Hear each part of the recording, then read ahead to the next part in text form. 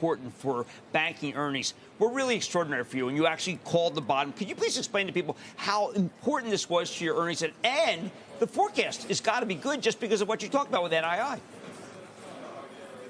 Yeah, so if you think about our $25 billion of revenue, nearly $14 billion of it is NII, or net interest income. That's the difference between the deposits our customers entrust to us and the loans we make and the investments we make. And that number, we feel, bottomed this quarter. You've had a massive change in interest rates that are now settled in, and we can talk about the economy a little bit more later. But that massive rate, that massive increase, it's now settled in. Deposit pricing is stabilized. Deposit balance has been growing the last several quarters.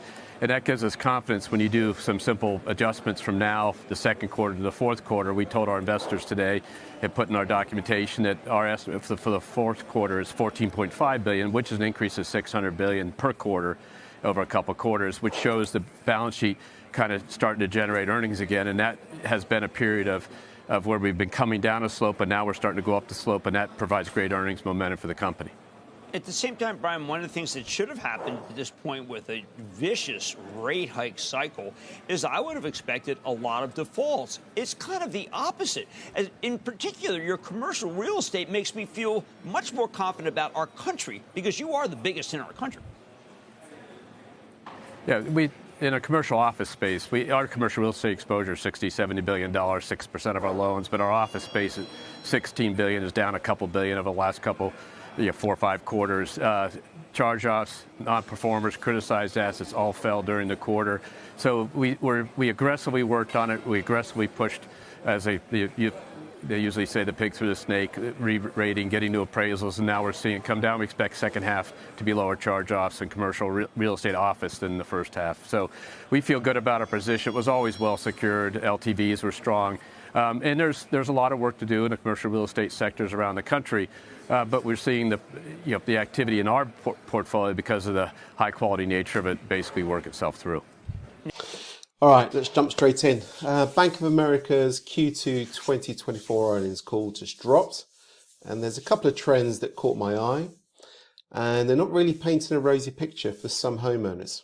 So the reported data is that Bank of America is doing great. Well, it probably is, because it's making a lot of money out of a lot of people that have put money in there, and now they're actually borrowing more than they were.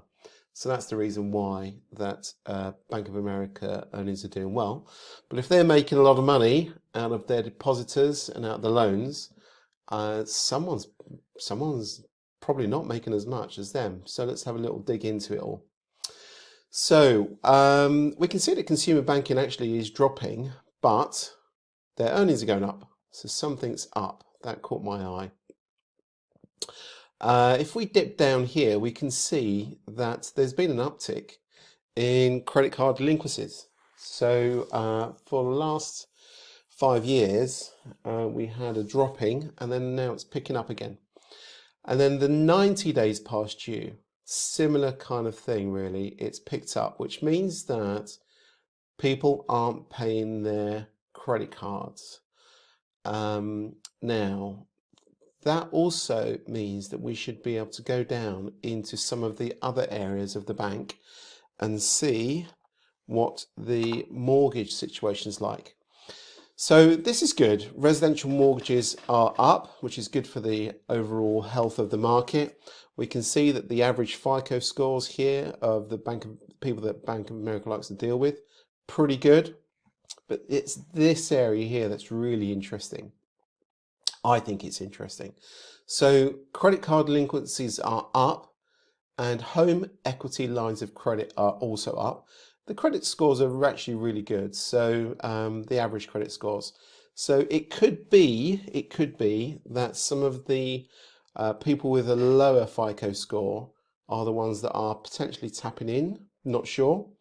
Need to go into a bit more of the detail, but it looks to me as if some homeowners are suffering a little bit somewhere, because they're not paying their credit cards, and maybe what they're doing is they're turning into their home equity loans, lines of credit, in order to fund some of the debt that they've incurred.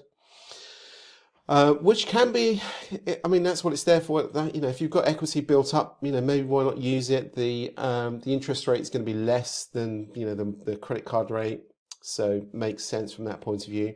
But what you're really doing is you are swapping out one type of unsecured lending for a home equity loan is a secure form of lending.